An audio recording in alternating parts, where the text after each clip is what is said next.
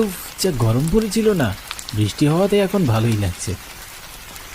ভালো লাগলে হবে কি, বৃষ্টি আসতে না আসতে বিদ্যুৎ চলে যায়, অসহ্য। হ্যাঁ, তা যা বলেছ। ও দাদু, তুমি চুপ করে আছো কেন? কি আর বলবো, বৃষ্টির মধ্যে চা খেতে আমার ভালোই লাগছে। চা খেতে খেতে গল্প শোনালে মন্দ হয় না, আর যদি সেটা হয় ভূতের গল্প, তাহলে তো জমে ক্ষীর। ও দাদু, তুমি তো আগের দিনের মানুষ, নিশ্চয়ই তোমার সাথে কোনো ভৌতিক কাণ্ড ঘটেছে। শুনেছি তোমাদের সময় নাকি অনেক ভূতের কাণ্ড ঘটতো, আমাদের একটু শোনাও। হ্যাঁ, আমার সাথেও এরকম একটা ভৌতিক কাণ্ড ঘটেছিল বই কি, যা ভয় পেয়েছিলাম না। তখন আমি তোমাদের বয়সের ছিলাম, এই 27 কি 28 হবে, সবে মাত্র নতুন বিয়ে করেছি। হাটে আমার একটা মুদি দোকান ছিল। সেদিন হাটের দিন ছিল, আর হাটের দিন মুদি দোকান বেশি সময় খোলা রাখতে হয়। সন্ধ্যায় আমি হাট শেষ করে শ্বশুর বাড়ির উদ্দেশ্যে রওনা হলাম। আমাদের গ্রাম থেকে আমার শ্বশুর বাড়ি প্রায় 15 কিলোমিটার দূরে। সে সময় যাতায়াত ব্যবস্থা এখনকার মতো উন্নত ছিল না, গরুর গাড়ির সাহায্যে আমরা যাতায়াত করতাম।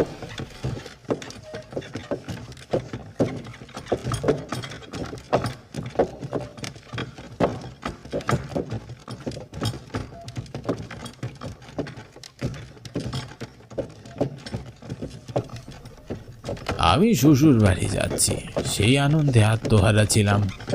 যেতে যেতে গরুর গাড়ি অনেকটা পার করে ফেলেছি, সন্ধ্যা গড়িয়ে রাত হয়ে গেছে। হঠাৎই আকাশ ঘন কালো মেঘে ছেয়ে যায়।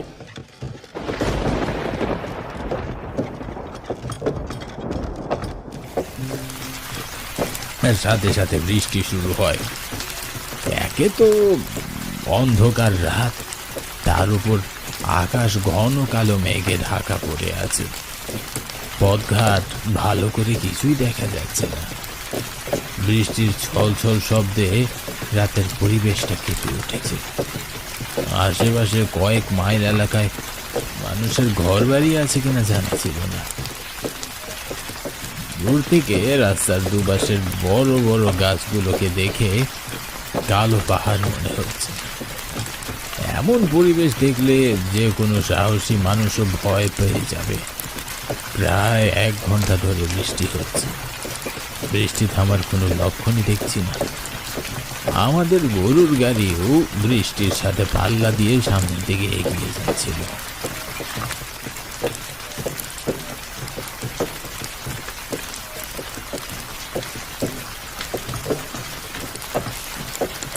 হঠাৎই গরুর গাড়ি থমকে দাঁড়ায়। আমি অস্থির হয়ে গেলাম। কি হলো গাড়িওয়ালা ভাই, এমন অন্ধকার রাস্তায় গাড়ি থামালে কেন? বাবু, জল বৃষ্টিতে রাস্তায় গাছ ভেঙে পড়ে আছে। এ রাস্তা দিয়ে অন্ধকার রাতে গরুর গাড়ি আর সামনে আগানো একেবারেই সম্ভব নয় বাবু। কি বলো কি, তাহলে এমন গুটগুটে অন্ধকার পরিবেশে আমরা রাত কাটাবো কোথায়? না বাবু, আমি গাড়ি ঘোরাচ্ছি, আমরা আবার আমাদের গ্রামে ফিরে যাব, এছাড়া আর কোনো উপায় নেই। কথাটা শুনে আমার মনটা বেশ খারাপ হয়ে গেল। এখান থেকে আমার বাড়ির পথও অনেকটা দূরে, বরং এখান থেকে আমার শ্বশুর বাড়ির কাছে। আর মাত্র কয়েক মাইল পথ সামনে এগোলেই আমার শ্বশুর বাড়ি। তাই আমি সাহস করে গরুর গাড়ি থেকে নেমে পড়লাম এবং পায়ে হেঁটে শ্বশুর বাড়ির উদ্দেশ্যে রওনা দিলাম।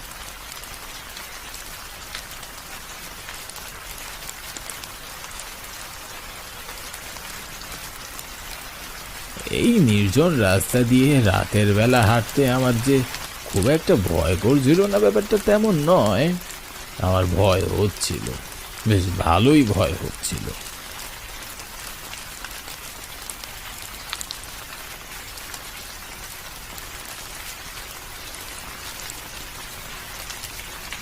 ব্যাঙের ডাকেও বাঘের গর্জন মনে হচ্ছিল।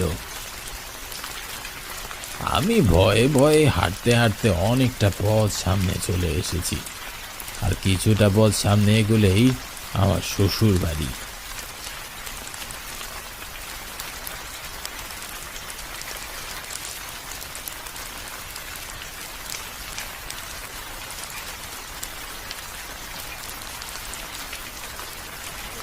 হঠাৎ আমি মানুষের কোলাহল শুনতে পেলাম।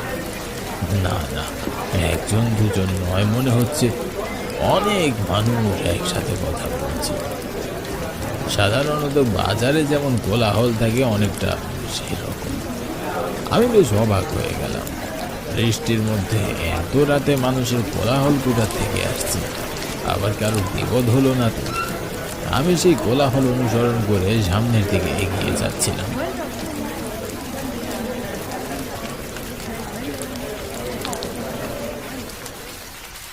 বেশ কিছুটা পথ সামনে এগিয়ে যাওয়ার পরে দেখলাম সামনে অনেকগুলো আলো দেখা যাচ্ছে। আলোগুলো দেখে আমি আরো বেশি চিন্তিত হয়ে পড়লাম। রাত তখন আনুমানিক 11:30 বাজে।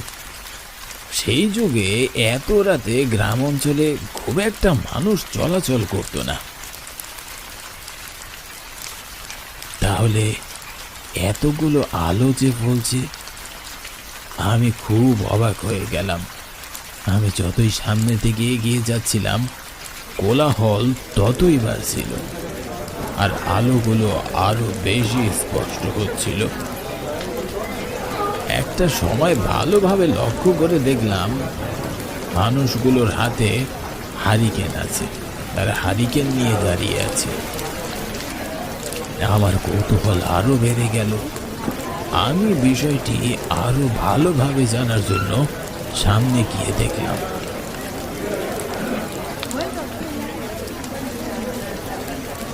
এটা আসলে একটি গরুর হাট।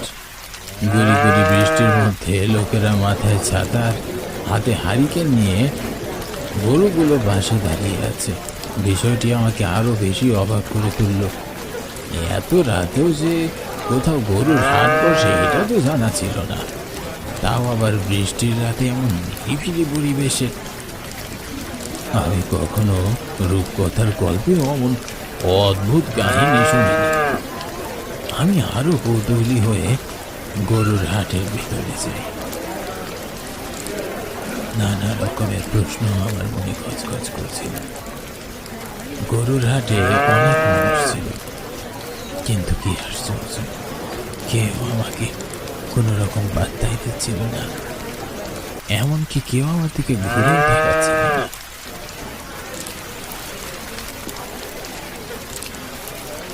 নিয়ে যান ভাই, এই গরুটা অনেক ভালো হবে। এই দেখছেন না, অনেক মোটা তাজা। আমি অনেক যত্ন করে উঠে ফেলেছি। দাম তো ভাই বেশি মনে হচ্ছে। ভাই, আমি গরুর হাটের ব্যাপারে জানতে চাই। এত রাতে এই নির্জন এলাকায় গরুর হাট কেন বসে?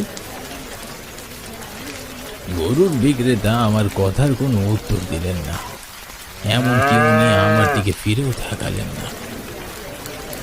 আমি বিরক্ত হয়ে অন্য আরেকজন লোকের কাছে গিয়ে বললাম,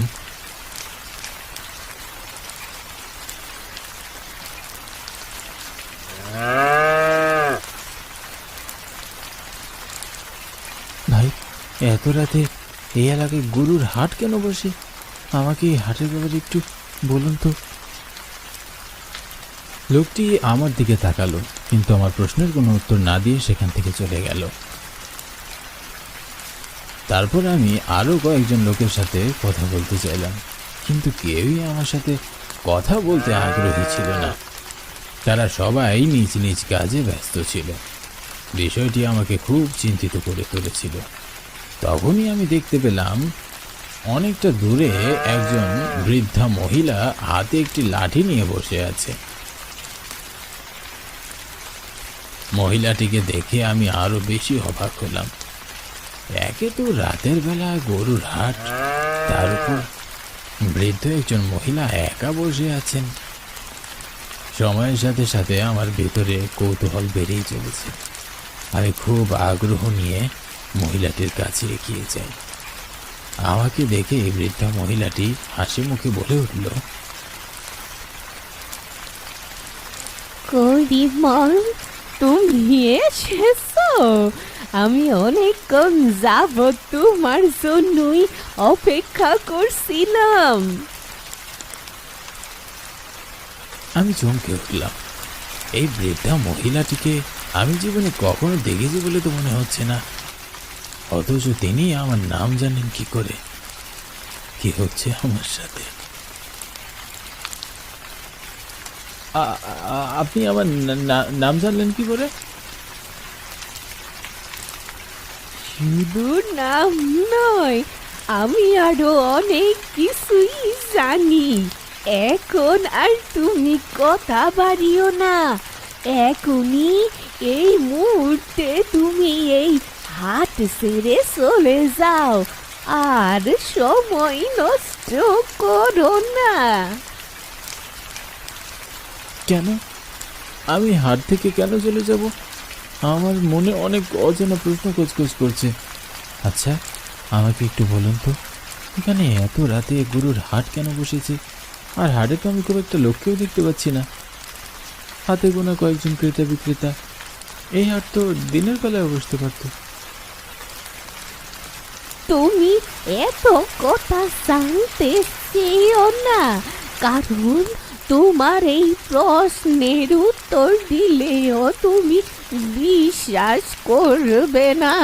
তার সে ভালো তুমি যত তাড়াতাড়ি সম্ভব এখান থেকে চলে যাও। মহিলাটির কথায় আমি একদমই সন্তুষ্ট হতে পারলাম না। ওনাকে আমার মানসিকভাবে অসুস্থ মনে হচ্ছিল। কি সব উল্টো পাল্টা কথা বলে যাচ্ছেন। মহিলার কথাটা আমি একদমই পাত্তা দিলাম না। তখনই আমার চোখ পড়ল হাটে একটি লোক টেবিল নিয়ে বসে আছেন। দেখেই বোঝা যাচ্ছে উনি মহাজন, হাটের খাজনা ওঠাচ্ছেন। আমি খুব কৌতূহলী হয়ে ওনার কাছে এগিয়ে যাই।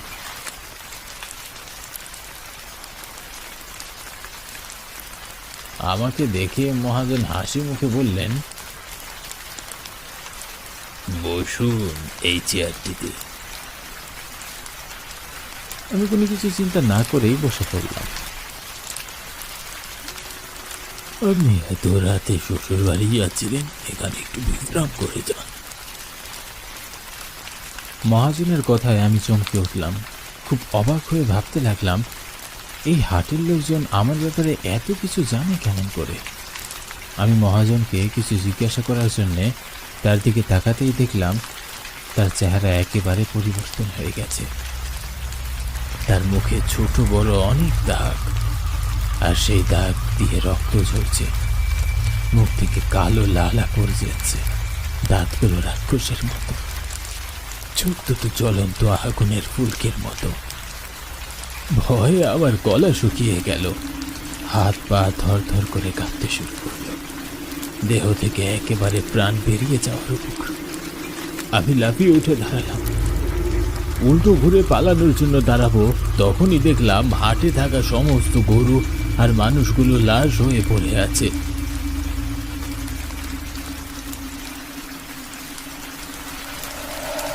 এটা দেখার পর আমার পায়ের নিচের মাটি সরে যাচ্ছিল। কিছুক্ষণ আগেই সেই হাটটি মানুষের কোলাহলে ভরপুর ছিল, গরু আর মানুষেরা জীবিত ছিল। মুহূর্তের মধ্যেই সবাই মারা গেল কেমন করে। পুরো হাট নীরব, স্তব্ধ অবস্থা। এতটাই নীরব যে কোনো শ্মশান ঘাটের পরিবেশ এতটা নীরব থাকে না। শুধু ঝিঁঝি পোকার ডাক শোনা যাচ্ছে, আর মাঝে মধ্যে শিয়ালের ডাক। আমি আর সেখানে দাঁড়িয়ে থাকার সাহস পেলাম না। দৌড়ে সেখান থেকে পালাতে চাইলাম, আর তখনই দেখলাম প্রেতাত্মাটি আমার সামনে দাঁড়িয়ে আছে। খুব ভয়ঙ্কর দৃষ্টিতে সে আমার দিকে তাকাচ্ছে। ভয়ে আমার বুকের ভিতরটা পানি শূন্য হয়ে যাচ্ছে। মনে হচ্ছিল বুকের ভেতর থেকে প্রাণটা এক্ষুনি বের হয়ে যাবে। প্রেতাত্মাটি আমার দিকে এগিয়ে আসছিল। আমি কি করব কিছু বুঝে উঠতে পারছিলাম না। আর তখনই বৃদ্ধা মহিলাটি আমার সামনে চলে আসলো। তুই ওকে ছেড়ে দে শয়তান, চলে যা এখান থেকে। বৃদ্ধা মহিলাটি এ কথা বলার সাথে সাথে প্রেতাত্মাটি অদৃশ্য হয়ে যায়। আমি খুব ভয়ে ভয়ে আশেপাশে তাকালাম, আর তখন দেখলাম হাটে থাকা মানুষের লাশগুলো আর মরা গরুগুলো হাওয়ায় মিলিয়ে গেছে। সেখানে কোনো হাট নেই। আমি খুব অবাক হলাম, সাথে প্রচণ্ড ভয়ও পাচ্ছিলাম। বুঝতে পারছিলাম না যে কি হচ্ছে। তখন বৃদ্ধা মহিলাটি আমাকে বলল,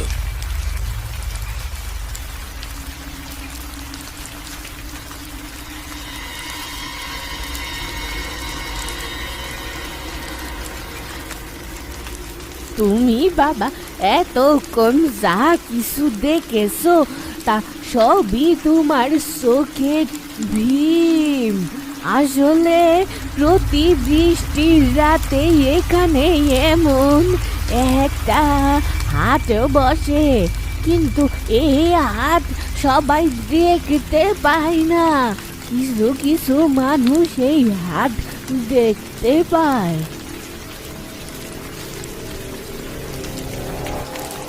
কিন্তু কেন? এটা কেমন হাট? এখন থেকে অনেক বছর আগে কোনো এক বৃষ্টির দিনের বেলা এখানে মসুর ধারে বৃষ্টি হয়। বৃষ্টির পানিতে মাঠ ঘাট পুকুর সব ভরপুর হয়ে যায়।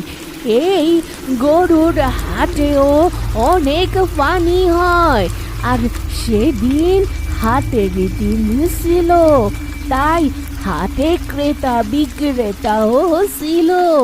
হঠাৎ করে গ্রাম্য বৈদ্যুতিক তার ছিঁড়ে হাটের পানির উপর পড়ল এবং বিদ্যুৎ স্পৃষ্ট হয়ে হাটে থাকা মানুষ, ক্রেতা বিক্রেতা, গরুগুলো এবং হাটে থাকা সমস্ত লোকজন মারা যায়।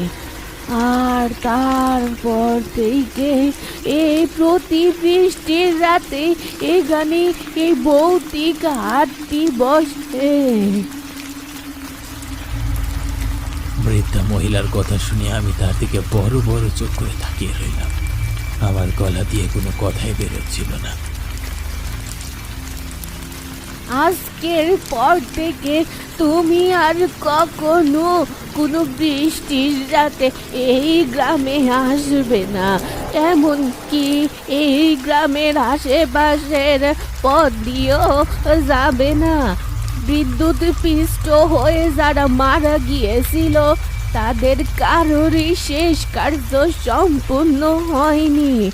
এখানে পড়ে থেকে সবাই কঙ্কাল হয়ে যায়, আর তারপর থেকে এই জায়গাটাকে বলা হয় কঙ্কাল ডুবি গরুর হাট।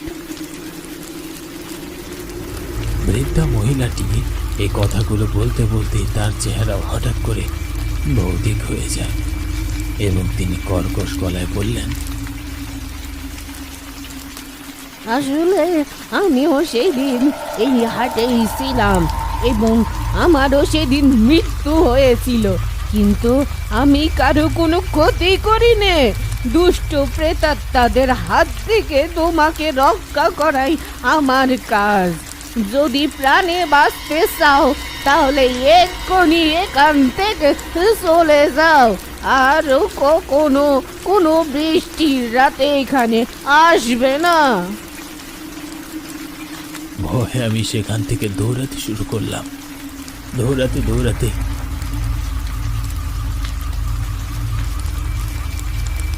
একটা সময় আমি আমার শ্বশুর বাড়ি পৌঁছে যাই। বাড়ি যাওয়ার কিছু সময় পরে আমার গায়ে প্রচণ্ড জ্বর উঠে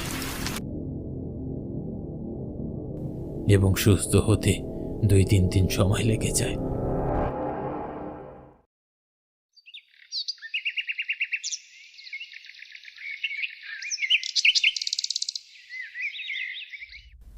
আমি সুস্থ হওয়ার পর গ্রামের লোকজনের কাছ থেকে জানতে পারলাম আসলেই সেখানে একটা গরুর হাট ছিল, আর বিদ্যুৎপৃষ্ট হয়ে হাটে থাকা সকলেই মারা গিয়েছিল।